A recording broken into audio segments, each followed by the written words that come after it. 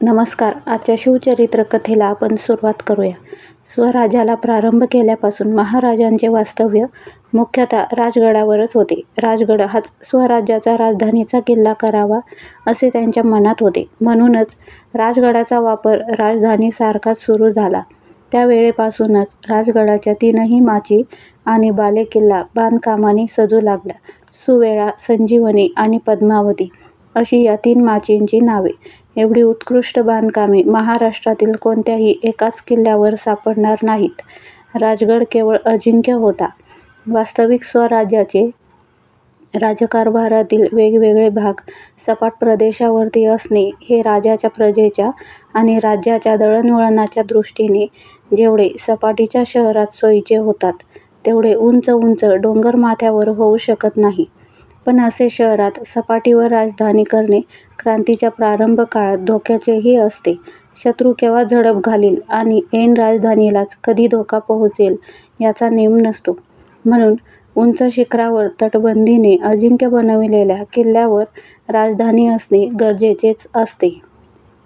राजगडचे बांधकाम सुमारे 10 वर्ष चालले होते. जगातील उत्कृष्ट अशा डोंगरी लष्करी किल्ल्यात राजगडाचा समावेश करावा लागेल. इसवी सन 1646 पासून ते आग्र्याहून सुटकेपर्यंत स्वराज्याची राजधानी राजगड होती. अद्यापही होतीच की, पण मिर्झा राजा जयसिंग आणि दिलेर खान यांची स्वारी आली तेव्हा महाराजांच्या प्रत्ययास एक गोष्ट आली की मोगलांचे लष्कर राजगडाच्या पायथ्यापर्यंत घुसण्याचा प्रयत्न करीत आहेत. रायकरन सिसोदिया, दाऊद खान कुरेशी, सरफराज खान इत्यादी मोगली सरदार राजगडाच्या उत्तरेस असलेल्या मावळात म्हणजेच गुंजन मावळ आणि कानद मावळ या भागात विध्वंसन करण्यासाठी मुसंड्या मारताहेत. या मोगली सरदारांनी प्रत्यक्ष राजगडावर हल्ले चढविले नाहीत, मोर्चे लावले नाहीत किंवा वेढा घालून बसण्याचेही प्रयत्न केले नाहीत. तरीही मोगली शत्रू राजधानीच्या पायथ्यापर्यंत येऊन जातो ही गोष्टही फार गंभीर होती. म्हणून महाराजांनी राजधानीचे ठिकाणच बदलावयाचा विचार सुरू केला. नवी राजधानी कुठे करायची म्हटले तरी ती डोंगरी किल्ल्यावरच करावी लागणार हे उघड होतं. जेव्हा कधी पुढे स्वराज्याचा सपाट प्रदेशावरतीही विस्तार होईल तेव्हा एखाद्या शहरात राजधानी करणे थोडे सोयीचे ठरेल. पण जोपर्यंत उत्तर, पूर्व आणि दक्षिण या बाजूंना बादशाही अंमल अगदी लागून आहे, तोपर्यंत डोंगरातून बाहेर येणे आणि राजधानी स्थापणे हे धाडसाचे आणि लष्करी जबाबदारी वाढविणारे ठरेल. म्हणून महाराजांनी राजधानीचा विचार नवीन केला. त्यांचे लक्ष रायगडावरच खिळले. कोकणच्या बाजूने समुद्रापर्यंत मराठी स्वराज्याचा विस्तार झालेला होता.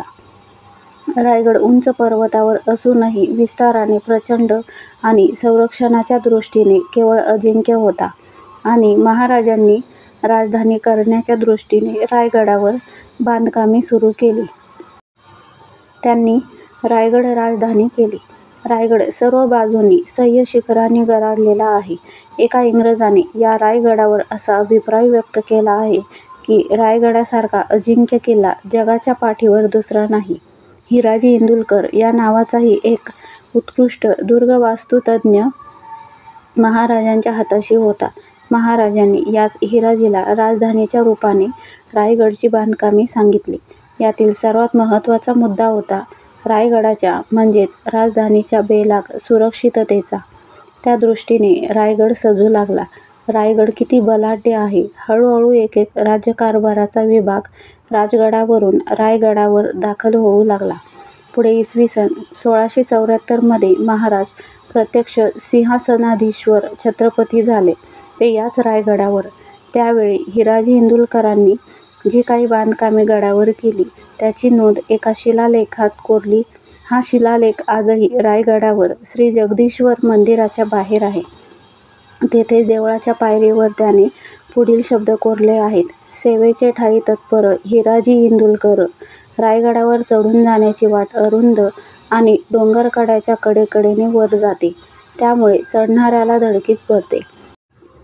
वर चढत असताना डावीकडे खोल खोल दऱ्या आणि उजवीकडे सरळ सरळ कडा असे हे बांधकाम गडाच्या माथ्यापर्यंत करताना केवढे कष्ट पडले असतील. अशा उंच गडावर चिरेबंदी दरवाजे, बुरुज, चोरवाटा आणि संरक्षक मोर्चे पाहिले की हिराजीने भीमाच्या खांद्यावर जणू चक्रव्यूहच रचला असे वाटते. त्याने एक सुंदर वास्तू, एक बलाढ्य लष्करी वास्तू आणि तेवढीच मोलाची कला, संस्कृती, विविध शास्त्रे यांची रायगड ही सरस्वती नगरीही उभी केली. हिराजी इंदुलकर हा निष्णात लष्करी वास्तुतज्ञ होता. स्वतः महाराज म्हणतात,